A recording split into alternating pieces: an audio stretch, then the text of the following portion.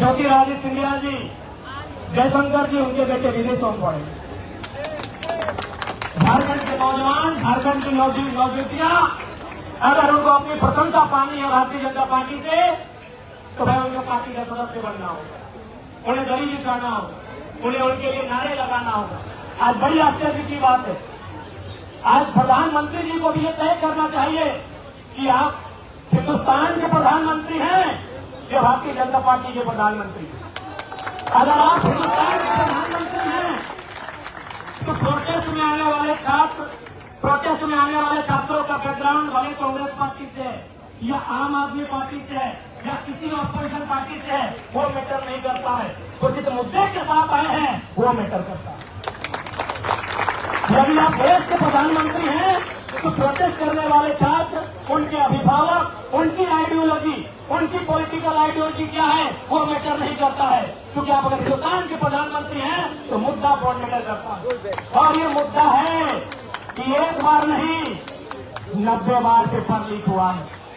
ये मुद्दा है कि एक नहीं कई दर्जन छात्रों ने सुसाइड किया है। ये मुद्दा है। इसलिए अगर आप देश के प्रधानमंत्री हैं श्रीमान, तो आपको ये भूल जाना चाहिए कि प्रोटेस्ट करने वाले मंच पर कौन लोग आ रहे हैं, प्रोटेस्ट करने वाले युवाओं का समर्थन पीछे से कौन कर रहे हैं, ये भूल जाना चाहिए। आपको ये याद रखना चाहिए कि ये नौजवान इस हिंदुस्तान की माटी के हैं और इनका जो मुद्दा है वो सही है कि नहीं, ये मायने रखना चाहिए। लेकिन आज दुर्भाग्य है, आज अगर आप क्रांति की बात करें, इंकलाब की बात करें, किसी के हित की बात करें, हुकूक की बात करें, तो आपको राष्ट्र विरोधी तगमा दिया जाता है। तो ऐसे में हमें ऐसा लगता है कि राष्ट्रवाद और ये धर्म केवल गरीबों का आभूषण बन के रह गया है, अमीरों को तो सत्ता और संपत्ति चाहिए। अनुराग ठाकुर जी को चिंता नहीं होती है जब वो शाहिद अफरीदी के सामने बैठते हैं। हम अगर बैठ जाए तो उनको हमें एंटी नेशनल कहा जाता है कि तुम शाहिद अफरीदी के बगल में बैठे हो, और उस शाहिद अफरीदी के बगल में इसने पाकिस्तान में सबसे ज्यादा रकम का गाय का बलि देने का काम किया था। लेकिन वही अनुराग ठाकुर जी अगर बैठ जाए उनके बगल में तो ये मुद्दा नहीं उठता है। ये आज राजनीतिक परिपाटी बन चुकी है, आज ये राजनीतिक सोच बन चुकी है। इसलिए उस सोच को बदलना होगा और देश के प्रधानमंत्री को इस विषय में सोचना होगा कि आप केवल भाषणों में देश को दुनिया के नक्शे पर नहीं ला सकते। आपको एक विजन के साथ इस देश को नंबर 1 बनाना होगा, आपको एक मिशन के साथ इस देश को बेहतर बनाना होगा। और दुनिया की तारीख गवाह है, जिन देशों ने लोकतंत्र को अपनाया, जिन देशों ने दुनिया के मानचित्र पर अपना विशेष स्थान बनाया, उन्होंने एजुकेशन सिस्टम में क्रांतिकारी बदलाव किया, उन्होंने अपने एजुकेशन सिस्टम में बदलाव किए, तब जाकर दुनिया के मानचित्र में अपना स्थान बनाया है। इसलिए आज इस बात को स्वीकारना होगा कि आज देश की ये तमाम जो हमारे राज्य हैं जिनमें विशेषकर हमारी एनडीए का प्रभाव रहता है, आज उनकी शिक्षा नीति, हालांकि हमारा झारखंड इंडिया गठबंधन अलायंस के साथ रूल कर रहा है, लेकिन हमारे राज्य में भी आज पेपर लीक बहुत बड़ी समस्या बन चुकी है। कोई एक परीक्षा नहीं है बिना लाठीचार्ज के, बिना धरना के, बिना हाईकोर्ट के, बिना प्रोटेस्ट के क्लियर होता है। इसलिए आज वो चिंता जो आज से लगभग 95 साल पहले देश के महान क्रांतिकारी भगत सिंह ने जताई थी कि आजादी तो हम अंग्रेजों से ले लेंगे, हम आजादी आज ले, 10 साल बाद ले या 15 साल बाद ले, आजादी तो हम अंग्रेजों से ले लेंगे। लेकिन सवाल यह है क्या वो आजादी अंतिम व्यक्ति तक, किसान तक, खेतों में काम करने वाले किसान तक, मजदूरों में काम करने वाले कर्मचारियों तक, मजदूरों तक, फैक्ट्रियों में काम करने वाले, माफ कीजिएगा, फैक्ट्रियों में काम करने वाले मजदूरों तक, खेतों में काम करने वाले किसानों तक वो आजादी जाएगी कि नहीं? शहीद आजम भगत सिंह की सबसे पहली चिंता थी, सबसे बड़ी चिंता थी कि आजादी खेतों में काम करने वाले किसान तक पहुंचेगी नहीं, या फिर 10% कॉर्पोरेट के हाथ में आजादी रहेगा। ये चिंता भगत सिंह की थी और इस चिंता पर मुहर प्रधानमंत्री जी को अपने पन्ने पलटने चाहिए। भगत सिंह की ये जो चिंता जो उन्होंने जताई थी कि आजादी गांव तक, खेतों तक, कल्याणों तक जाएगी, यह 10% अमीरों के हाथों में आजादी रहेगी, इस चिंता पर मुहर किसी विपक्ष ने नहीं लगाया। इस चिंता पर मुहर प्रधानमंत्री के महान नेता अटल बिहारी वाजपेयी ने लगाया, जब उन्होंने कहा लाल किला के मचान से कि कलकत्ता के फुटपाथों में नंगे बदन जो आम यहाँ से आते हैं उनसे जाकर पूछो 15 अगस्त के बारे में क्या कहते हैं। उनसे जाकर पूछो कि 15 अगस्त के बारे में क्या कहते हैं। ये किसी ऑपोजिशन की आवाज नहीं है, ये नरेंद्र मोदी हमारे देश के आदरणीय प्रधानमंत्री उनके नेता का हुआ था। इसलिए आज पूरे देश को इस विषय पर तो सोचना चाहिए। आज देश के हालात पर चिंतन करने की आवश्यकता है। आज हमारे देश की मीडिया का हालात क्या है, आज ब्यूरोक्रेसी का हालात क्या है। जो स्वतंत्र व्यवस्थाएं थी, सीबीआई रहे, ईडी रहे, तमाम जो स्वतंत्र व्यवस्थाएं जिनको हम ऑटोनॉमस बॉडी के नाम से जानते थे, आज उनकी क्या व्यवस्थाएं हैं, इस पर देश को चिंता करनी चाहिए। समय का अभाव है, बहुत सारे साथी मंच पर हैं। मैं दिल्ली के जंतर मंतर में प्रदर्शन करने वाले तमाम नौजवान भाइयों बहनों की इस आवाज को, उनकी इस मांग को समर्थन करने आया हूं। और बिल्कुल आज सोनम सर जो भूख हड़ताल अनशन पर बैठे हैं, मैं उनके इस त्याग को, उनके इस संघर्ष को, उनके इस तप को नमन और वंदन करने आया हूं। और साथ ही साथ जो लोग घरों में बैठे हैं, जो लोग घरों में बैठकर केवल सोशल साइट से जुड़े हैं, मैं उनसे भी कहना चाहूंगा, आवाज उठाइए। आप वोट किसको देते हैं नहीं देते वो मैटर नहीं करता है। यदि छात्रों का मुद्दा सही है तो आज इनके लिए आवाज उठाइए, क्योंकि याद रखिएगा, अगर आज आप आवाज नहीं उठाते हैं तो मारे तो एक दिन सब जाएंगे। कोई भूख से मरेगा, कोई भूख से मरेगा, कोई सत्ता की चाबूक से मरेगा, और जो बच जाएगा गोली और बंदूक से। इसलिए जो लोग घरों में बैठे हैं, आप किस राजनीतिक आइडियोलॉजी को मानते हैं वो मायने नहीं लगता है। यदि आपको लगता है छात्रों के साथ इस राज्य में, चाहे दिल्ली हो या कोई भी राज्य हो या देश हो, हिंदुस्तान हो, अगर उनके साथ अन्याय हो रहा है, अगर शिक्षा माफिया हावी हो रहे हैं, अगर गरीब किसान के बच्चे के भविष्य को लाखों में बेचा जा रहा है पेपर लीक के माध्यम से, तो आज आपको आवाज उठाना चाहिए। नहीं तो अगला नंबर आपका भी होगा। और आंदोलन केवल जंतर मंतर में नहीं हो रहा है, क्योंकि जंतर मंतर देश की राजधानी है, इसलिए आवाज देश के कोने तक जा रही है। आंदोलन मध्य प्रदेश में भी हो रहा है, चिता आंदोलन उड़ीसा में भी हो रहा है। इसलिए मैं सबों से आग्रह करूंगा कि इस आंदोलन को समर्थन करें, देश के नौजवानों के लिए, उनके भविष्य के लिए। और जो लोकतांत्रिक व्यवस्थाएं कोलैप्स कर रही है, जो लोकतांत्रिक व्यवस्थाएं लगातार चरमरा रही हैं, उनके खिलाफ इस देश के नौजवानों की आवाज को बुलंद करें।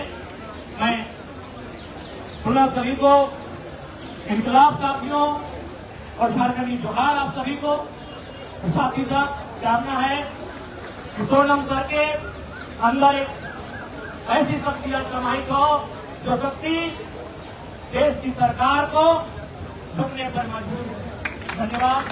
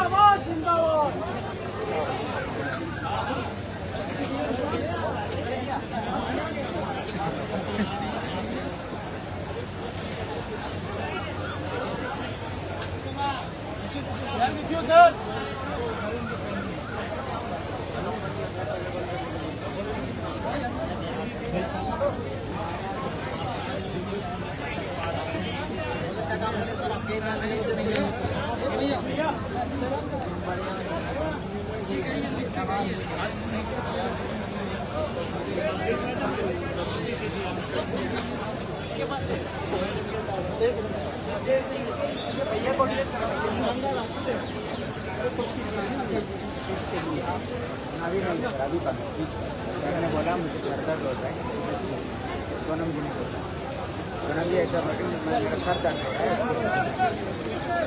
अभी नहीं सर सर ने बोला आपकी जो स्पीच शुरू कर दी हर प्लेस में हमारी जो इधर इधर आता है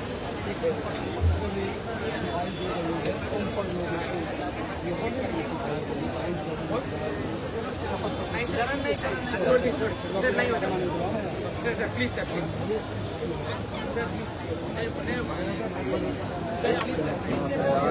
सादगी जरामदा भाई भाई भाई जाइए जाइए जाइए जाने दीजिए। टाइगर भैया जिंदाबाद जिंदाबाद टाइगर भैया जिंदाबाद लगाओ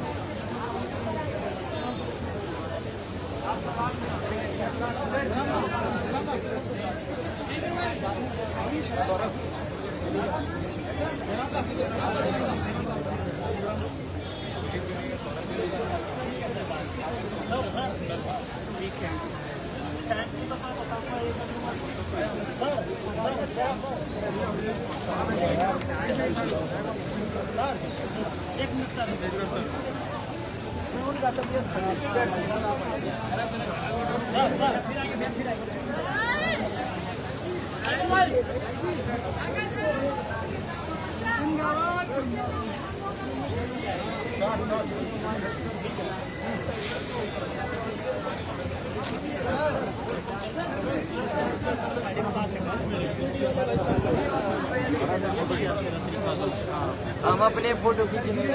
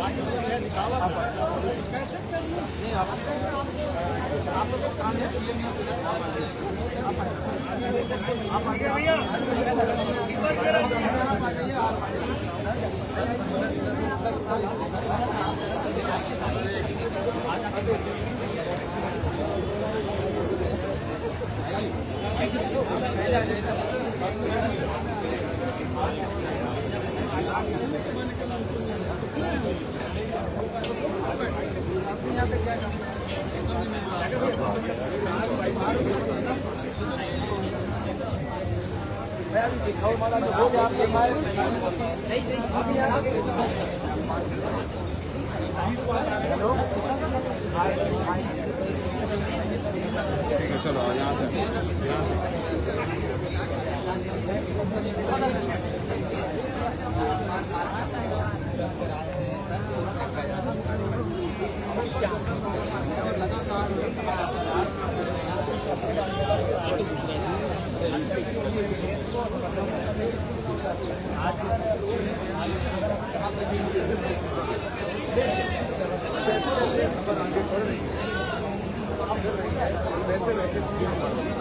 आप जंतर मंतर पर जो अब तक की जोर है जो तस्वीरें आप देखेंगे तो यहाँ पर अब आपको नजर आएगी।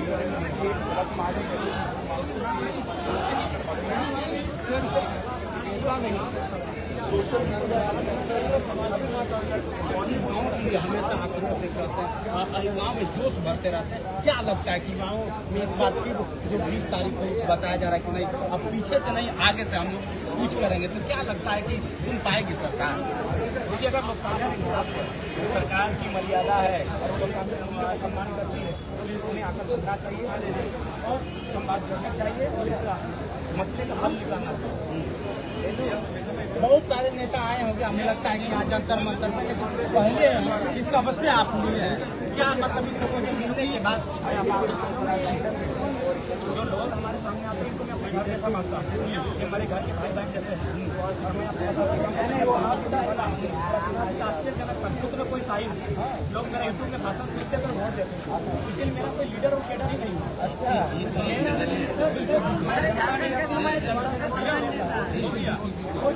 जयराम जी, जयराम जी, एक मिनट, जयराम जी, जयराम जी, जयराम जी,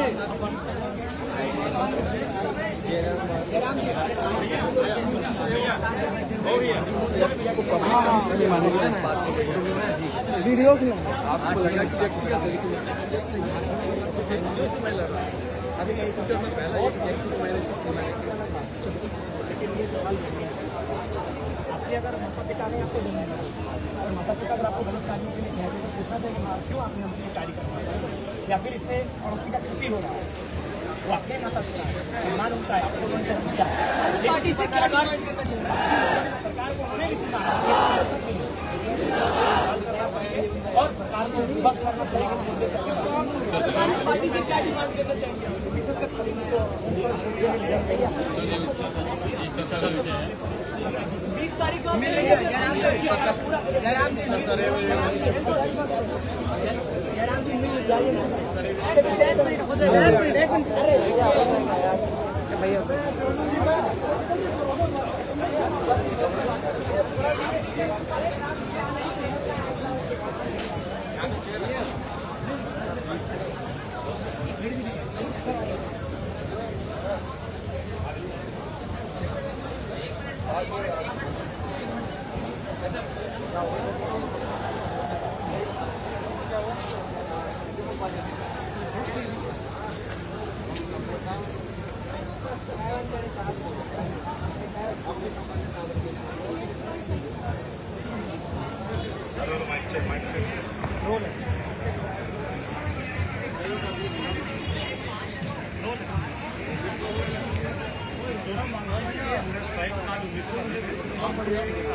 झारखंड से एक आवाज आई है टाइगर जयराम युवाओं के बीच काफी पॉपुलर है और नौजवानों की आवाज लंबे समय से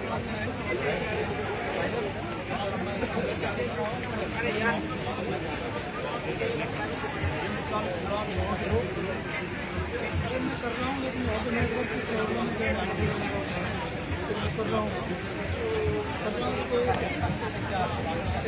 देखिए, रीज़न यही है कि हम उसी बैकग्राउंड से आते हैं और मेरा वो पृष्ठभूमि अभी तक समाप्त नहीं हुआ। कुछ लोग विधायक सांसद बनने के बाद या फिर बढ़िया सिविल सर्विस में आने के बाद कुछ महीनों में कुछ सालों में उनका स्टेटस बदल जाता है। वो अपने गांव की मिट्टी को, अपने पुराने साथियों को, अपने लोगों को भूल जाते हैं और नए शहर से, नए मौसम से, नए लोगों से ताल्लुक रखने लगते हैं।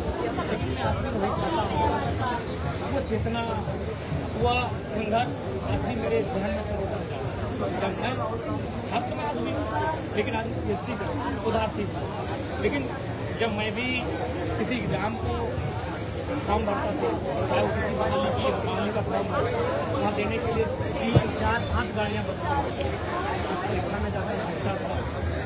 तो अनुभव आज भी हमारे साथ, खासकर बहनों का अनुभव कि मेरी बहनें जब जाती हैं साथ में किसी को लेकर जाती हैं, छोटा बच्चा है तो उसको भी साथ में लेकर जाती है, लेकिन जब वापसी के क्रम में उन्हें पता चलता है कि पेपर लीक हो चुका है तो उन्हें ऐसा लगता है मानो कि उनका पाँव तले जमीन ही खिसक है। तो एक सपना जब टूट जाता है, सपना चकनाचूर हो जाता है, उस समय आपको कैसा लगता है? उस अनुभव को हम लोग जिए। इसलिए मैं भावुक हो गया जब उनके बीच नया कि आज एक दो मामला होता तो हम लोग समझ लेके चलिए सरकार को मौका मिलना चाहिए। ये 90 मामले हो चुके हैं, केंद्रीय स्तर पर 90 मामले हो चुके हैं जिनमें पेपर लीक गड़बड़ी का मामला प्रकाश में आया और उसके बाद भी अगर आप कार्रवाई नहीं कर रहे, आप साहस नहीं जुटा पा रहे अपने कर्तव्य से विमुख होने का, आप नहीं हो रहा है आपसे तो आप अपने कर्तव्य से इस्तीफा दे दीजिए। आप नए व्यक्ति को नए तरीके को मौका दीजिए, आप आके संवाद करिए। लोकतंत्र मतलब क्या? संवाद करना, बातचीत करना। ये सरदार पटेल, गांधी, नेहरू, बोस, आजाद, भगत सिंह, अशफाक उल्लाह खान का देश है, ये संवाद होना चाहिए। सरदार पटेल कहते थे कि लोकतंत्र में लोगों की मांगे सही है या गलत है मायने नहीं है। अगर एक बहुत बड़ी आबादी किसी मांग के ऊपर अड़िग है तो उस मांग पर विचार करना चाहिए, उस पर संवाद होना चाहिए। अच्छा, अभी बताओ, संवाद की बात कर रहे हो, 19वां दिन है, भारत खराब बहुत सारी क्या आपको लगता है कि आप खुद भी विधायक सरकार को करीब से देखते हो, सरकार के चरित्र को भी करीब से देखते हो, 19 दिन हो गए, सरकार क्यों नहीं आ रही बात करती? देखिए, इसमें अभी जो देश का माहौल है वो माहौल पूरी तरह से नरेंद्र मोदी जी के नेतृत्व में डाइवर्ट हो चुका है। माहौल एक धार्मिक ध्रुवीकरण का रूप ले चुका है और अगर हमें लगता है कि सोनम सर में कुछ अप्रिय हो जाता है इनके साथ, क्योंकि देश की बहुत बड़ी आबादी को फर्क नहीं पड़ेगा। मैं आज उनके सामने खड़ा होकर ये कहने की हिम्मत कर रहा हूँ क्योंकि मैंने अपने कम उम्र में, क्योंकि मैं एक दार्शनिक छात्र हूँ, मैं दार्शनिक का छात्र हूँ, मैं फिलोसफी का स्टूडेंट हूँ, मैं PhD का स्कॉलर हूँ, तो मैं जो चीज़ें मैं रिसर्च करता हूँ, जो चीज़ों को मैं आत्मा मंथन करता हूँ, मैंने ये अनुभव किया है कि सर को अगर कुछ बड़ी अप्रिय घटना भी इनके साथ घट जाती है तो देश की बहुत बड़ी आबादी को नहीं पड़ेगा, क्योंकि देश के प्रधानमंत्री जी ने देश के माहौल को विकास से डाइवर्ट करके जब राष्ट्र हो या राज्य हो, दुनिया का कोई देश हो, कोई राज्य हो, अगर वो धार्मिक आधार पर उस देश के निर्माण की बात है तो वहाँ इस प्रकार की कई प्राणों की आहुतियाँ आपको सोचने के लिए विवश भी नहीं है।